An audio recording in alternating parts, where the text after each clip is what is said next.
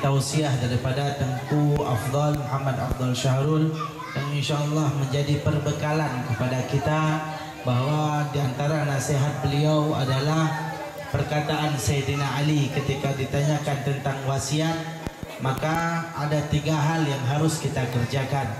Selaku kita umat Nabi Muhammad, lakukan 3 hal tersebut.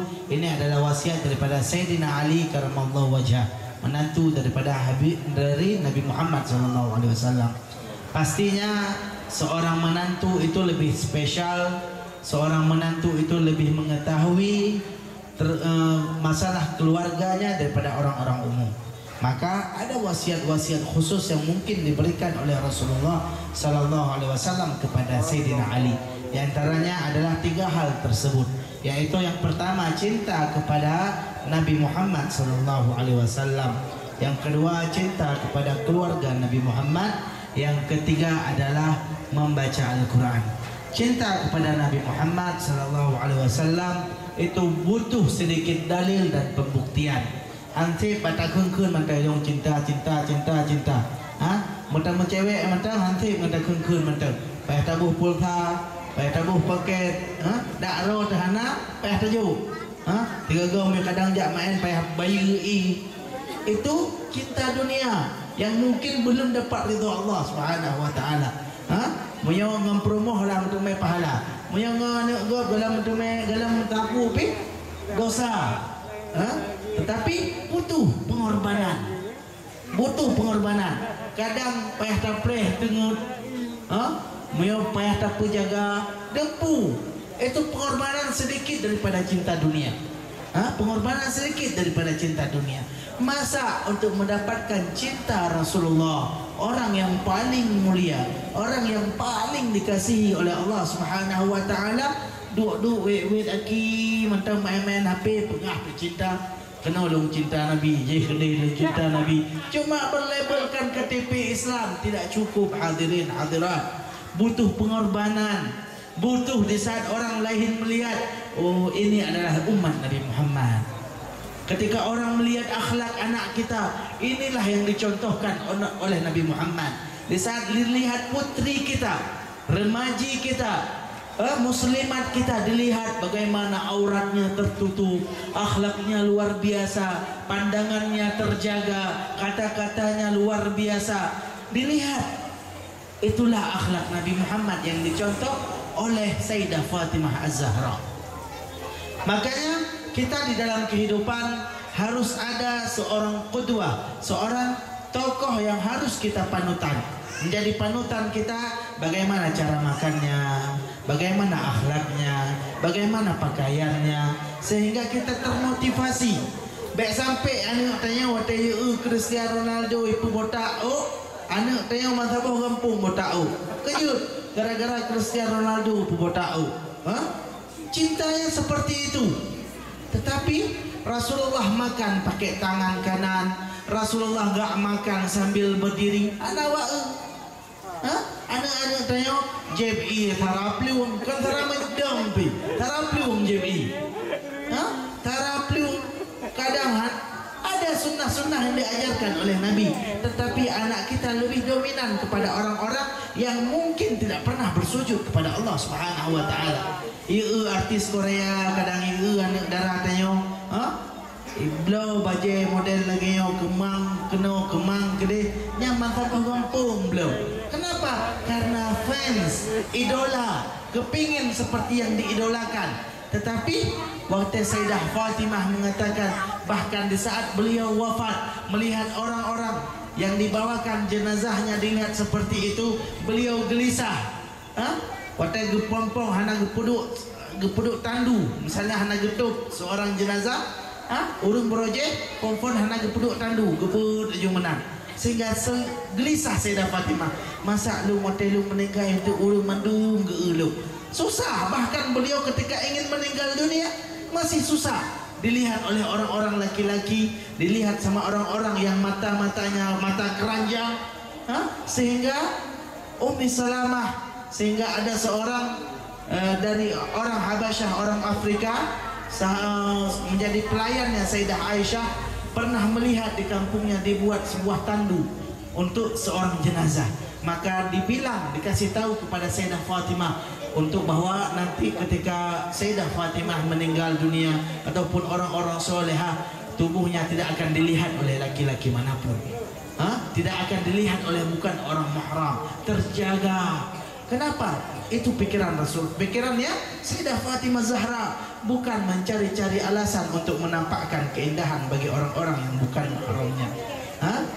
Kalau buah budak terbaik-terbaik selfie di Instagram biar dilihat seluruh dunia. Untuk apa? Apa yang kita dapatkan? Apa yang kita dapatkan? Hadirat, hadirin yang dirahmati oleh Allah, buat TikTok sana sini dengan make up yang luar biasa. Kadang aki-aki ni, padahal aki adalah aurat.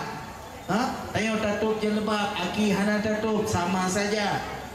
Pakai kaos kaki.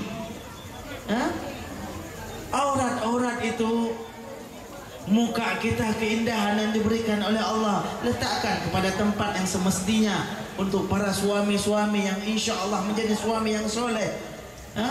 Jangan diumbar untuk seluruh dunia. Bayangkan saja menyoba baje monja, dak baru tak tak menyuikun ke monja, ana awak ni, alih dia kena tipak ke dia, ana awak anggap itu adalah seorang yang berharga, tetapi memantang label luar biasa, tidak terjaga.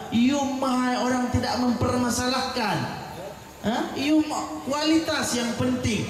Tetapi di saat kita merendahkan diri kita sendiri, kita yang merendahkan diri kita sendiri, maka orang lain jangan berharap kita akan dimuliakan. Jangan mengharapkan orang lain untuk menghargai kita, sedangkan kita merendahkan diri kita sendiri.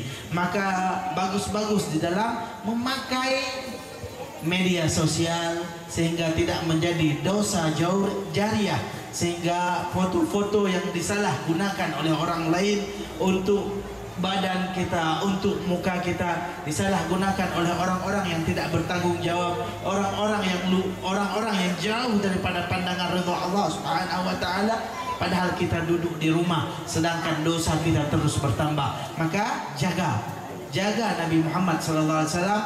Yang pertama adalah cinta kepada Nabi Muhammad, itu butuh pengorbanan. Ajarkan anak-anak kita untuk cinta Nabi Muhammad. Ajarkan akhlak Nabi Muhammad. Mungkin hanjir tak balik jarut langsung. Hanjir mungkin anak tengok tarai je tarai peluk, tiga go tayu taradam. Hai awate ka hanjir mungkin ada taradam, saradu. Diajarkan step by step, sedikit demi sedikit. Akan dinampakkan oleh Allah. Kalau Allah melihat keseriusan dari usaha kita, insya Allah Allah akan memberikan hal tersebut. Yang kedua adalah cinta kepada keluarga Nabi Muhammad SAW. Cinta kepada keluarga Nabi Muhammad SAW, apapun alasan anda diwajibkan. Bahkan itu adalah yang diminta oleh Rasulullah SAW. Mungkin ada seorang sayyid, orang habaib atau keturunan Nabi yang tidak berada di jalur kakeknya, tidak berada di jalur yang semestinya, maka doakan dia untuk mendapatkan hidayah. Jangan pernah mencaci dia, jangan mencela dia, tapi doakan di dalam seperempat malam anda, doakan untuk orang tersebut, cucu Rasulullah tersebut mendapatkan hidayah daripada Allah sehingga dia jalan kepada jalan Rasulullah SAW. Bahkan diumpamakan oleh orang-orang tua kita, urang sayyid atau orang habib yang bro, yang hanagot akai lagi Quran bro, lagi Quran bro, tak baca hajud tak tipak bro, tak baca hajud tak tipak bro. Begitu juga orang sayyid yang mungkin belum berada di jalur kakeknya, usahakan, doakan kepada Allah Subhanahu wa taala untuk dia kembali kepada jalur kakeknya.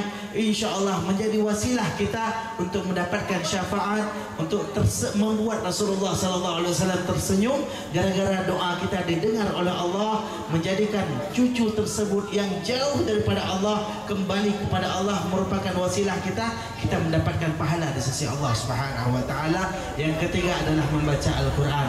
Baik sampai Al-Quran dibaca di keraliut bak lemari. Preh boleh puasa 3 tu. Bulan puasa yang minta di Quran ya ika berkeralium ya ika kamu jangan seperti itu. Paling tidak sedikit baik sampai memada Quran tanya buat sembahyang betul. Kasih alhamdulillah wa qul huwallahu ahad. Jangan seperti itu. Tapi sedikit demi sedikit tadabbur, siun, siun, tertengah tetapi insya-Allah istiqamah walaupun sedikit akan dapat efek, akan dapat athar bekasan di dalam hati untuk kita meningkatkan ketakwaan kepada Allah Subhanahu wa taala.